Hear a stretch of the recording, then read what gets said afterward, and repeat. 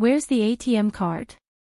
Let me handle it, Sam said to me as I battled cancer and endured a hospital stay.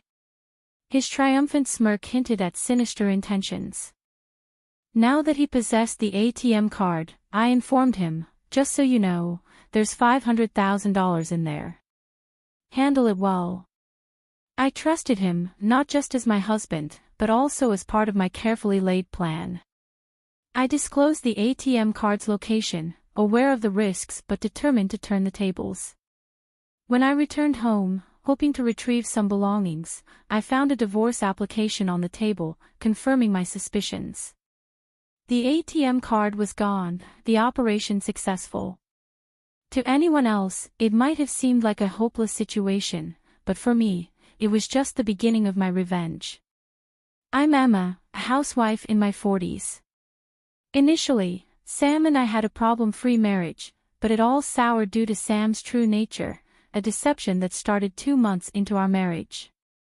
He masqueraded as a kind, caring husband but revealed his belief that a wife must always prioritize her husband, underpinning his terrible personality. Sam constantly subjected me to harsh words, believing a wife should be subordinate. You should always listen to what your husband says, was his mantra. Failure to fulfill his whims would prompt cruel remarks like, aren't you capable of listening to your husband? You're a failure as a wife. His demands extended to household chores, insisting on washing his clothes separately and having his room cleaned first, no matter how unreasonable. Even meals were subject to his unpredictable moods. A wife's job is to serve what her husband wants to eat, he'd say, rejecting even his favorite dishes if they didn't suit his fancy. It was unreasonable. Yes, I am Sam's wife, but that doesn't make me omniscient or capable of reading his mind. If he didn't want to eat something because he wasn't in the mood, he could have simply told me beforehand what he wanted, but Sam never did that, making it increasingly difficult to cater to his whims. I was honestly fed up with his childlike tantrums. It became unbearable, yet I knew I couldn't ignore his demands completely because each mistake I made worsened the atmosphere at home and further deteriorated our relationship. Living under such forced conditions was taking its toll. While doing household chores, I lost consciousness, collapsing with a loud noise that alerted a concerned neighbor. They contacted the building manager, who found me and called an ambulance. Taken to the hospital and regaining consciousness, I was immediately admitted for tests. My wishful thinking, hoping they wouldn't find anything wrong, was shattered when I was diagnosed with cancer. Whether it was caused by stress or not, I experienced severe dizziness that left me unable to stand. A nurse had to support me as I sat down. Suddenly, the doctor advised me to contact family members. I tried reaching out to my parents' home, but my mother had passed away a few years ago, and my father needed care, living with my brother and his wife 3 hours away by plane. It was impossible for them to come quickly. I called Sam but only reached his voicemail, leaving a message. I realized he had turned off notifications for messages from me, likely meaning he wouldn't notice it promptly. I could have gone to retrieve my belongings myself, but the doctor advised against it, so I reluctantly gave up on that idea. Hours later, Sam finally contacted me with a brief message, I'll come to the hospital tomorrow. Wait for me. His message lacked any concern for my condition, leaving me uncertain if he would even bring my necessities. His indifference felt like a heavy burden. Earlier, I had explicitly asked Sam to bring my belongings that day. I urgently needed a change of clothes and toiletries left at home. Despite my repeated messages, there was no response. After hours of distress, Sam finally read my messages and bluntly replied, "Shut up and be quiet." Considering my urgent need due to being hospitalized for cancer, his response was shockingly disappointing. Honestly, I hadn't expected much from Sam to begin with. True to form, he didn't show up at the hospital that day. I tried to be realistic, but a part of me couldn't let go of hope, making my first day in the hospital even more difficult. The nurses sympathized with me, which only added to my emotional pain. The next day, around noon, just as promised, Sam showed up casually. He remarked, "You look healthier than I thought. I expected you to be more frail." His comment infuriated me. "Just put down the bags and leave," I said angrily. Tossing his head, Sam responded, "What bags?" My frustration boiled over. Wasn't he supposed to bring my things? Unable to contain my anger, I glared at him. "What's that look for?" he snapped back, clearly annoyed. His unreasonable behavior pushed me to my limit, but I tried to stay calm. "Then why are you here?" "If you didn't bring my things, there's no point," I said. "I had another errand," Sam replied in a confused tone to my angry question. "Another errand? What is it?" I pressed impatiently, exhausted from anxiety and sleep deprivation. Sam hesitated, as if debating whether to say something. "If you have something to say it now," I urged him. Finally, with a laugh, Sam revealed his true intention. "Where's the ATM card? Let me manage it. Trust me." His request suddenly made sense. He had come to take control of the ATM card, aiming to seize our savings for his own use. His self-centeredness, even in this situation, left me sighing deeply. Yet Sam appeared unfazed, smiling as if nothing else mattered. Unable to tolerate his behavior any longer, I decided to act. "There's $500,000. Please take care of it," I told him firmly. Sam's reaction was a mix of surprise and delight. To provide context, both Sam and I had been ordinary office workers before marriage, never earning a fortune. So, where did this wealth come from? The answer: stocks. I had started investing after becoming a housewife, following a friend's suggestion, while managing household responsibilities. I recently made a significant profit in the stock market, initially intending to keep this $500,000 a secret, fearing Sam's selfish actions if he knew about it.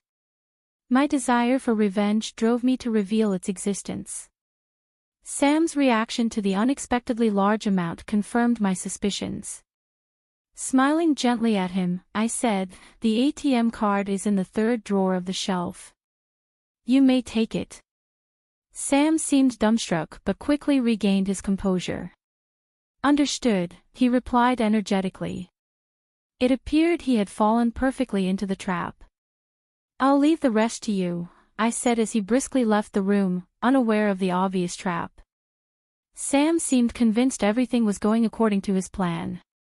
However, withdrawing such a large sum wouldn't be easy. Fortunately, it was a holiday and the bank's counters were closed. Sam, occupied with work the next day, wouldn't likely withdraw the money until the evening, giving me enough time to execute my revenge plan. After discussing it with my doctor, I was granted permission to leave the hospital briefly. Tomorrow, my revenge would unfold. Unable to wait until then, I decided to return home to retrieve my belongings. This was merely a pretext, my real goal lay elsewhere. Despite missing home dearly even for just a day, I knew Sam would be at work, leaving the house empty. Upon entering, I spotted two papers on the living room table, a divorce application and a hastily written letter. "Sorry for the rush, but let's get divorced. Please write and submit the divorce application," the letter read. With caution, I checked the shelf and confirmed my suspicion: the ATM card was gone. Sam had taken it. Ordinarily, one might feel dismayed at such a significant sum being stolen, but I couldn't help but smile. "Operation successful," slipped out of my lips. If Sam had been present, he would have been furious, wondering what I meant.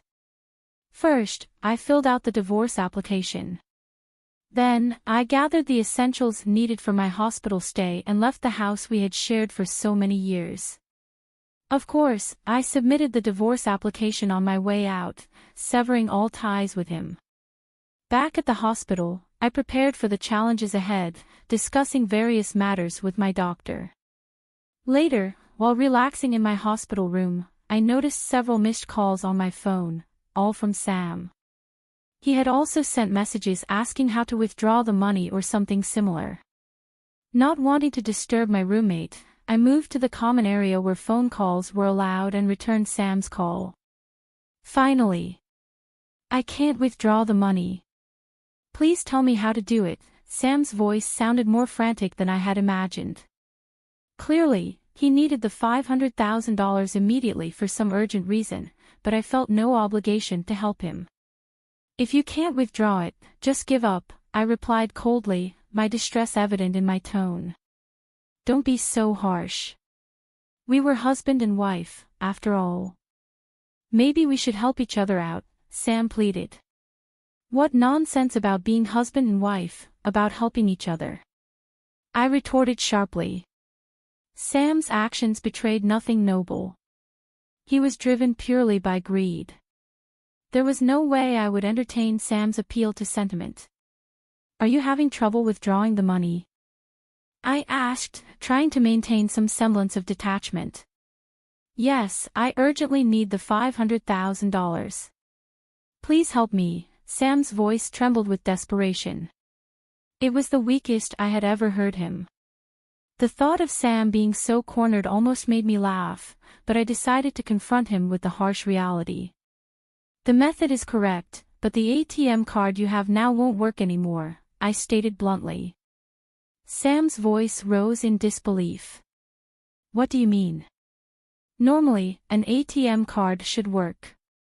It's true, an ATM card should work, but the one you have is now useless, I informed him firmly. Why? Because I filed the theft report earlier today.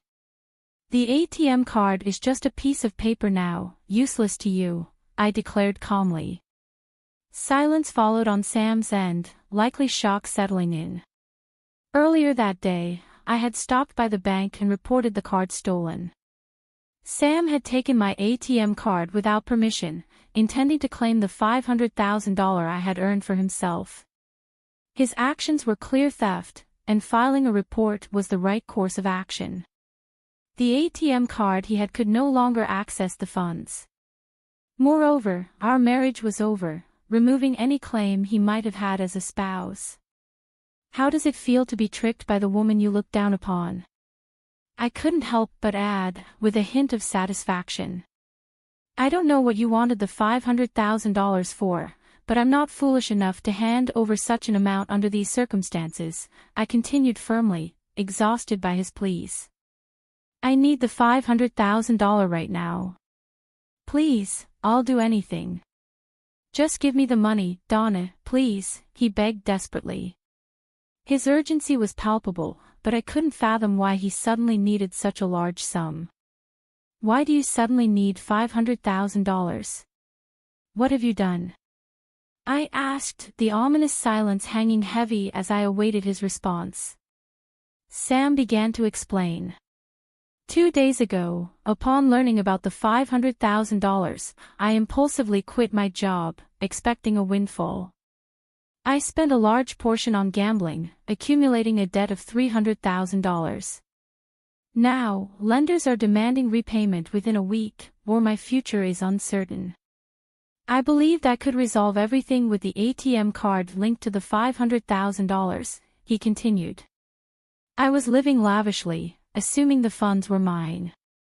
However, when I attempted to withdraw the money that evening, I discovered the card was useless.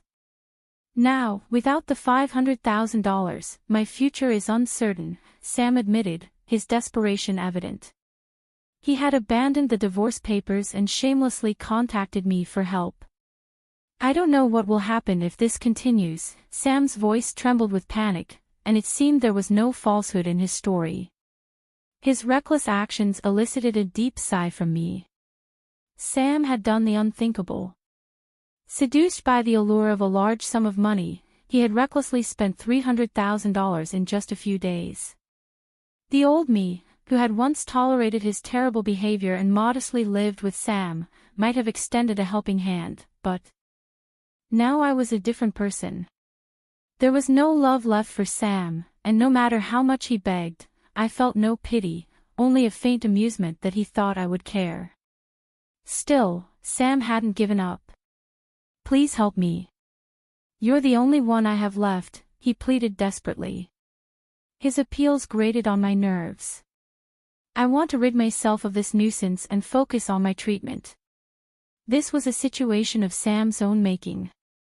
If he had shown concern for me as a husband and brought my things on the day I asked, I might have considered sharing some of the $500,000 with him.